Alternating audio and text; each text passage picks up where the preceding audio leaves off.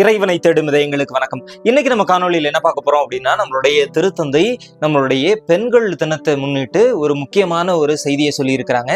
அது என்ன செய்தி? நம்மளுடைய கிறிஸ்தவர்களுடைய வரலாற்றின்படியும் நம்மளுடைய விவிலியத்திலையும் பெண்களுக்கு எந்த நிலையில வச்சிருக்கிறாங்க, பெண்களுக்கு உண்மையிலேயே கிறிஸ்தவம் மரியாதையும் மதிப்பையும் கொடுக்குதா அப்படின்றத இந்த காணொலியில நம்ம முழுமையா பார்க்க போறோம். இதை போன்று கத்தோலிக்கம் சம்பந்தப்பட்ட பல கேள்விகளுக்கு உங்களுக்கு விவிலிய அடிப்படையிலும் வரலாற்று அடிப்படையிலும் நம்மளுடைய இறையியல் அடிப்படையிலும் உங்களுக்கு பதில்கள் வேணும் அப்படின்னா, இதுவரைக்கும் நம்மளுடைய சேனலை சப்ஸ்கிரைப் பண்ணாம இருக்கீங்க அப்படின்னா மறக்காம நம்மளுடைய சேனலை சப்ஸ்கிரைப் பண்ணிக்கோங்க. அங்க இருக்கிற பெல் பட்டனையும் அழுத்திக்கங்க. அப்போதான் உங்களுக்கு ஒவ்வொரு வாரம் சனிக்கிழமையும் நம்ம போடக்கூடிய காணொளி உங்களை வந்து சேரும்.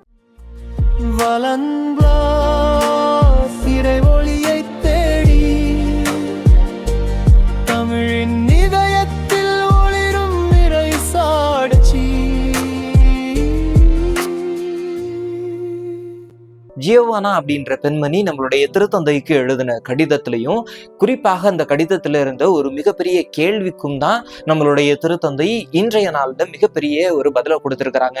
பொதுவாகவே எதற்காக பெண்கள் அவர்கள் அதிகமாக நேசிக்கக்கூடிய அல்லது இந்த பெண்களை அதிகமாக நேசிக்கிறோம் அப்படின்னு சொல்லக்கூடிய ஆண்கள்ட்ட இருந்தே அதிகமாக கொடுமைகளை அனுபவிக்கிறாங்க அப்படின்ற ஒரு கேள்வி கேட்டிருக்கிறாங்க. இந்த கேள்விக்கு நம்மளுடைய திருத்தந்தை சொன்ன பதில் நமக்கு உண்மையிலே ஒரு அதிர்ச்சியை தரக்கூடியதாக தான் இருக்குது. இதுல நம்மளுடைய திருத்தந்தை சொல்றது என்ன அப்படின்னா, நம்மளுடைய சமுதாயத்துல நடக்கக்கூடிய எந்த ஒரு வன்முறையா இருந்தாலும் சரி, அது நம்மளுடைய சமுதாயத்துல நடக்கும்போது நம்மளுடைய சமுதாயம் ஒரு நாகரிக சமுதாயத்திலிருந்து நாகரிகமற்ற சமுதாயத்திற்கு மாறக்கூடியதாக இருக்குது அப்படின்ற சொல்றாரு. அதுலயும் குறிப்பாக ஒரு சமுதாயத்துல ஒரு பெண்ணுக்கு எதிராக நடக்கக்கூடிய ஒவ்வொரு வன்முறையும் அந்த மொத்த சமுதாயமே இந்த நாகரிகத்திலிருந்து வெளியில வருது அப்படின்றத ஒரு எச்சரிக்கையாக நமக்கு கொடுக்கறாங்க அப்படின்றத நம்ம பாக்குறோம். இதை சொல்றது மட்டும் இல்லாம ஒவ்வொரு பெண்களையும் பார்த்து நம்மளுடைய திருத்தந்தை சொல்றது என்ன அப்படின்னா, நீங்க ஒருவேளை இந்த மாதிரியான வன்கொடுமைகளுக்கு ஆளாக்கப்படுறீங்க அப்படின்னா தயவு செய்து அமைதியா இருக்காதீங்க. அமைதியா இருக்கிறதுனால உங்க பிரச்சனை முடிய போறது கிடையாது. அதனால உங்களுடைய வார்த்தைகளால உங்களுக்கு விடுதலையை பெற்றுக்கொள்ளுங்கள் அப்படின்றத முதலாவதாக சொல்றாரு. அடுத்ததாக பார்த்தோம் அப்படின்னா, நீங்க சத்தமா பேசும் பொழுதுதான் உங்களுக்கு உதவி செய்யறதுக்கு ஒரு 4 பேராவது வருவாங்க. அதனால நீங்க அமைதி காக்கிறதுனால உங்களுக்கு இந்த பிரச்சனையிலிருந்து உங்களால வெளியில வர முடியாது. அதனால பேசுங்க அப்படின்றத நம்மளுடைய திருத்தந்தை தெளிவுபடுத்துறாரு. அப்ப இதுல நம்ம முக்கியமா தெரிஞ்சுக்க கூடியது என்ன அப்படின்னா, நம்மளுடைய திருத்தந்தை இந்த வன்முறை, அதாவது வயலன்ஸ் அப்படின்னு சொல்லக்கூடியது என்ன அப்படின்னா, வெறுமா ஒருத்தவர்களை நம்ம அடிக்கிறதோ தாக்குறதோ இது மட்டும் கிடையாது. மாறாக ஒருவருக்கு எதிராக செய்யக்கூடிய ஒவ்வொரு செயல்களுமே வன்முறை அப்படின்னு சொல்றாரு. இன்னும் குறிப்பாக சுயநலமாக இருக்கிறது வன்முறை தான். ஒரு மனிதருடைய சுதந்திரத்தை தடுப்பது வன்முறை தான். அதற்கு மேலாக நம்ம ஒவ்வொருவருக்கு மேலாக இருந்து அவங்களை டாமினேட் பண்ணணும் அப்படின்னு சொல்லக்கூடியதும் வன்முறை தான். இப்ப நான் இவ்வளவு நேரம் வன்முறைகள் அப்படின்னு சொன்ன பாத்தீங்களா, இந்த வன்முறைகள்லாம் எங்க எளிமையா நடக்கும் அப்படின்னா நம்மளுடைய குடும்பத்துல நடக்கும்.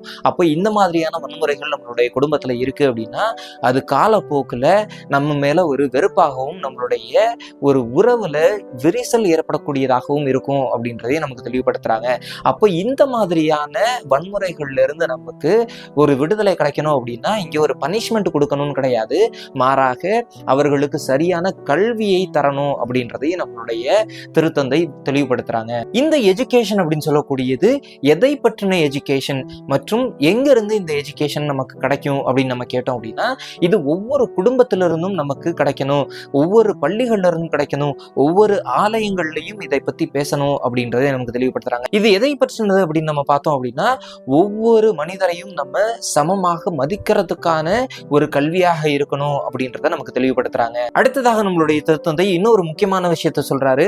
அது நம்மளுடைய திருத்தந்தை 2வது ஜான் பால் கூறிய பெண்மையின் சிறப்பு அப்படின்ற ஒரு விஷயத்த நமக்கு சொல்றாங்க. அப்ப இந்த இடத்துல இந்த பெண்மையின் சிறப்பு அப்படின்னு சொல்லக்கூடியது நமக்கு நினைவுபடுத்தக்கூடியது என்ன அப்படின்னா, பெண் ஒரு ஆணை விட பெரியவராக இருக்கிறாரு, இல்ல ஒரு ஆண் ஒரு பெண்ணை விட பெரியவராக இருக்கிறாரு அப்படின்ற ஒரு விவாதத்துக்குள்ளேயே இங்க போல, மாறாக ஒவ்வொருவரும் ஆணாக இருந்தாலும் சரி பெண்ணாக இருந்தாலும் சரி இந்த சமுதாயத்தினுடைய வளர்ச்சிக்கு அவர்களுடைய பங்கு எந்த அளவிற்கு இருக்குது அப்படின்றத நமக்கு நினைவுபடுத்தக்கூடியதாக இருக்குது.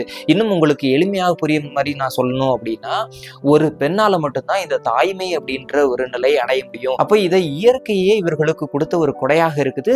இந்த கொடை நம்மளுடைய சமுதாயத்தை வளர்ப்பதற்காக பயன்படுத்தக்கூடியதாக இருக்குது அப்படின்றத நம்ம தெரிஞ்சுக்கிறோம். அப்போ இதற்கான புரிதல் நமக்கு இருந்துச்சு அப்படின்னாலே நம்ம ஒரு மனிதத்தோட நடந்துக்குவோம். அடுத்தது முக்கியமானதை நம்ம பார்த்தோம் அப்படின்னா, நம்மளுடைய திருச்சபை நம்மளுடைய பெண்களுக்கு எந்த அளவிற்கு மரியாதை கொடுக்கக்கூடிய, எந்த அளவிற்கு அவர்களுக்கு டிக்னிட்டி கொடுக்கக்கூடிய, ஒரு மதிப்பை கொடுக்கக்கூடியதாக இருக்குது அப்படின்னு நம்ம பார்த்தோம் அப்படின்னா, நம்மளுக்கு எல்லாருக்குமே தெரியும் நம்மளுடைய வரலாறுல அது எந்த வரலாறு நீங்க எடுத்துக்கிட்டீங்க அப்படின்னாலும் பெண்களுக்கு ஒரு சரியான மதிப்பை கொடுக்காத ஒரு சமுதாயத்தை தான் நம்ம பார்த்துக்கிட்டு இருந்திருக்கிறோம். அது நாளுக்கு நாள் நாகரிகம் அடையும் பொழுதுதான் பெண்களுக்கு சரியான மதிப்பை கொடுக்கணும் அப்படின்றத புரிஞ்சுக்கிறாங்க அப்படின்றத நம்ம பார்க்கிறோம். ஆனா 2000 ஆண்டுகளாகவே நம்மளுடைய கத்தோலிக்கம் அல்லது நம்மளுடைய கிறிஸ்தவம் அப்படின்னு சொல்லக்கூடியது பெண்களை உயர்வாக பார்க்கக்கூடியதாக தான் இருந்திருக்குது. அப்போ கிறிஸ்தவம் அப்படின்னு சொல்லக்கூடியது இந்த சமுதாய மாற்றத்திற்கு முதல் வித்திட்டதாக இருக்குது அப்படின்றதுல எந்த ஒரு மாற்று கருத்தும் கிடையாது. இதை நம்ம இன்னும் எளிமையா சொல்லணும் அப்படின்னா நம்மளுடைய திருவிவிலியத்துல இருக்கக்கூடிய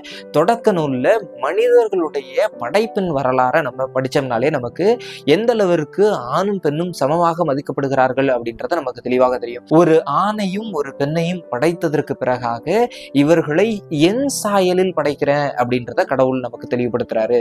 அப்போ கடவுளுடைய சாயலை பெற்றிருக்கக்கூடிய ஒரு ஆணும் பெண்ணும் சமமாக இருக்கிறார்கள், இதுல எந்த ஒரு மாற்று கருத்தும் கிடையாது அப்படின்றத நமக்கு தெளிவுபடுத்தக்கூடியதாக இருக்குது.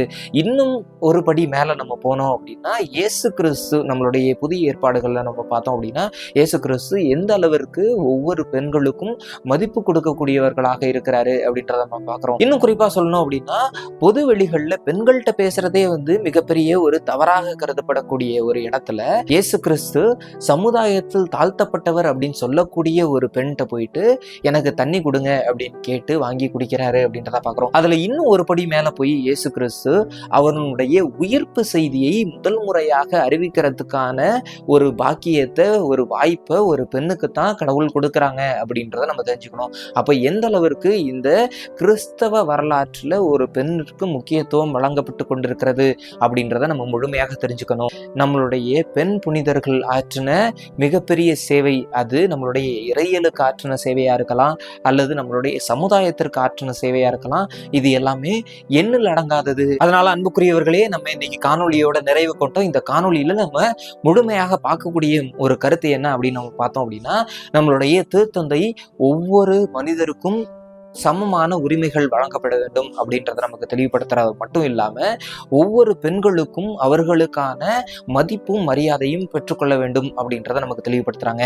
இந்த கருத்து ஒரு புதிய கருத்து கிடையாது. மாறாக நம்மளுடைய திருவிவிலியம் நமக்கு என்ன கற்றுத்தருதோ அதை நமக்கு நினைவுபடுத்தக்கூடியவராக இருக்கிறாரு.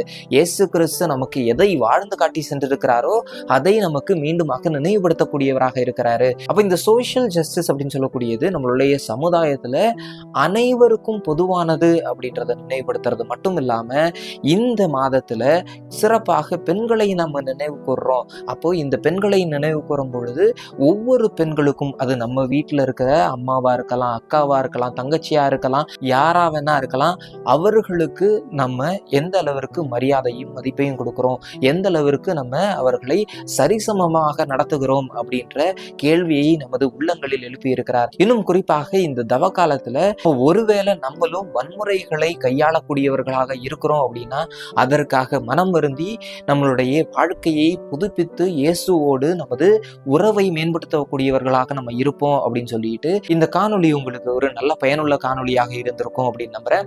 மீண்டும் அடுத்த வாரம் உங்களை ஒரு நல்ல காணொலியில் சந்திக்கிறேன். நன்றி.